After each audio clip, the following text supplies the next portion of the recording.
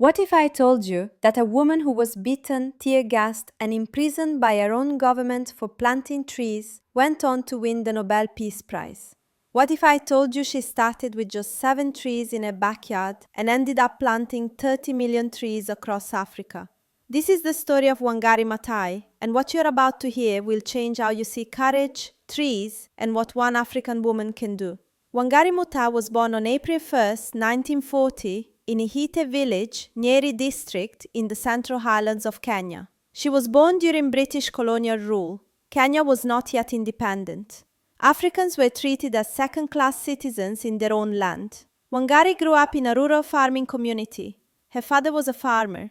Her mother worked the land. They grew crops and raised animals.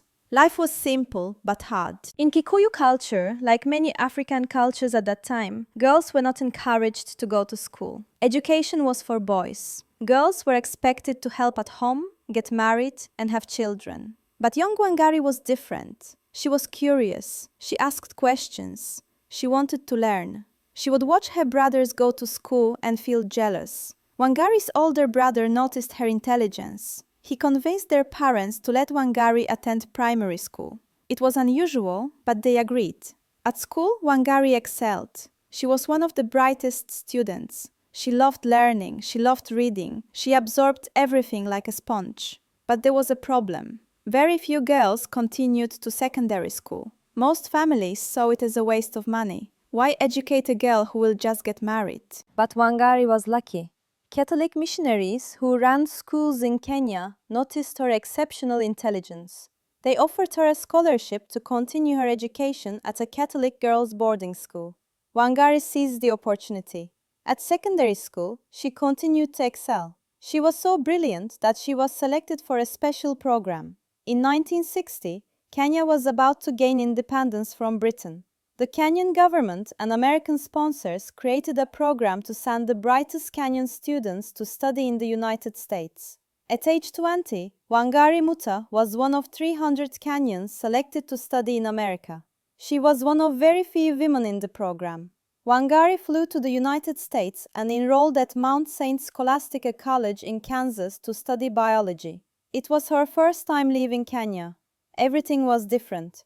The cold weather, the food, the culture. But Wangari adapted. She studied hard. She earned her bachelor's degree in biology. Then she went to the University of Pittsburgh and earned a master's degree in biology. In 1966, Wangari returned to Kenya. Kenya was now independent. There was excitement, hope. A new nation was being built. Wangari got a job at the University of Nairobi as a research assistant. She continued her studies and in 1971 she became the first woman in East and Central Africa to earn a PhD. She earned her doctorate in veterinary anatomy. Dr. Wangari Maathai, the first woman in the region with a PhD. It was a historic achievement. But even with her education and achievement, Wangari faced discrimination. At the university, male professors didn't respect her. They said, "What is a woman doing with a PhD? She should be at home with children." Wangari was also struggling in her personal life. She had married a politician named Wangari Maathai. They had 3 children together. But the marriage was difficult. Her husband was controlling. He didn't like that Wangari was educated and independent. In 1977, her husband divorced her. In court, he said, "She is too educated, too strong, too independent. I cannot control her." The judge agreed with the husband. Wangari lost the divorce case and was ordered to pay her ex-husband's legal fees. When Wangari criticized the judge publicly, she was thrown in jail for contempt of court. She spent time in prison just for speaking the truth. But these challenges didn't break Wangari. They made her stronger. During this time, Wangari noticed something terrible happening in Kenya. The forests were disappearing. Trees were being cut down for timber and to clear land for farming and development. Rivers were drying up. Soil was eroding. Women in rural villages had to walk farther and farther to find firewood and clean water. Wangari understood the connection. No trees meant no water. No water meant crops failed. Failed crops meant hunger. Hunger meant suffering, especially for women and children. In 1977, on World Environment Day, Wangari planted 7 trees in her backyard in Nairobi. It was a small act, but it was the beginning of something massive. Wangari thought, if we want to solve environmental problems, we need to plant trees, lots of trees, and we need to empower women to do it. She founded the Green Belt movement. The idea was simple: train rural women to plant trees, pay them a small amount for each tree that survived, empower them economically while restoring the environment. Many people laughed at her. Government officials said, "This woman is wasting time planting trees. Trees won't solve Kenya's problems." But Wangari didn't care. She traveled to rural villages across Kenya. She taught women how to collect seeds, how to plant seedlings, how to care for trees. The women loved it. It gave them income, it gave them purpose, it gave them hope. And slowly, tree by tree, Kenya started turning green again. By the 1980s, the Green Belt movement had planted millions of trees. But Wangari's activism expanded beyond trees. She started speaking out against government corruption and environmental destruction. In 1989, Kenya's dictator president Daniel Arap Moi announced plans to build a massive 60-story skyscraper in Uhuru Park, Nairobi's biggest public park. The building would include a huge statue of Moi himself. Wangari was furious. She said, "This is our public park. You cannot destroy it for your vanity project. This is environmental destruction and corruption." She organized protests. She wrote letters to international organizations. She mobilized Kenyans to oppose the project. President Moi was enraged. He called Wangari a madwoman. He said she had insects in her head. He sent police to intimidate her. But Wangari didn't back down. She kept protesting. International pressure built. Eventually, the skyscraper project was cancelled. Wangari had defeated a dictator. But there was a price. Moi's government targeted Wangari. Police raided her home. They arrested her multiple times. In 1992, during a protest, police beat Wangari unconscious. She was hospitalized with severe injuries. Photos of her battered face were published in international newspapers. The world saw what the Kenyan government was doing to this environmental hero. But even from her hospital bed, Wangari refused to stop. She said, "They can beat my body, but they cannot break my spirit." Throughout the 1990s, Wangari continued to fight. She protested against the clearing of Karura Forest. Again, she was beaten by police. Again, she was arrested.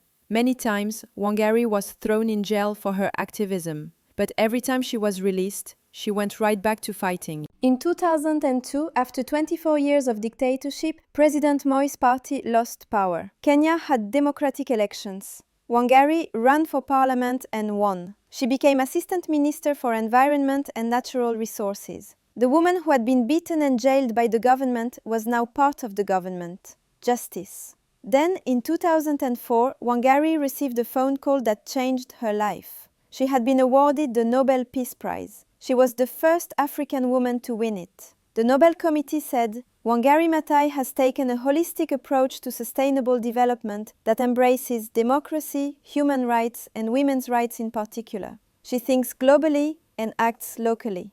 When Wangari stood on the stage in Oslo, Norway, accepting the Nobel Peace Prize, she wore traditional African clothing. She held the medal high, and she said, "I am especially humbled because I am the first African woman to receive this prize." Back in Kenya, people celebrated in the streets. The woman they had called mad, the woman the government had beaten and jailed, was now a Nobel laureate. Wangari used her Nobel Prize platform to advocate for environmental justice worldwide. She spoke at the United Nations. She met with world leaders. She inspired a global movement. By the time of her death in 2011 from ovarian cancer, the Green Belt movement had planted over 30 million trees across Kenya. 30 million. Those trees restored forests. They prevented soil erosion. They provided clean water. They gave rural women income and dignity. Wangari Maathai's funeral was attended by thousands. Kenya's president declared several days of mourning. The woman who had been an enemy of the state was now a national hero. Today, Wangari Maathai is celebrated across Africa and the world. Schools are named after her. Forests are named after her. Young girls learn about her courage. The Green Belt movement continues her work. Women across Africa continue planting trees in her honor. Wangari Maathai's story teaches us powerful lessons. First, one person can start a movement. Wangari started with 7 trees. Second, courage is standing up even when beaten down. Wangari was beaten multiple times but never quit. Third, environmental justice is human rights. Wangari understood that destroying nature hurts people. Fourth, educating women changes nations. Wangari's education allowed her to change Kenya. Fifth, your critics will become your admirers. The government that jailed Wangari later honored her. From a girl denied education because of her gender to the first African woman with a PhD in her region. From planting 7 trees in her backyard to planting 30 million across Kenya. From being beaten and jailed by a dictator to winning the Nobel Peace Prize. Wangari Maathai proved that African women can lead revolutions, that trees are more powerful than weapons, and that one woman with courage can reforest a nation. So what did you learn from Wangari Maathai's story? Drop your thoughts in the comments below. If this story inspired you, hit that like button and subscribe for more incredible African success stories. Thank you for watching, and remember, you don't need an army to start a revolution. Sometimes all you need is a tree and the courage to plant it.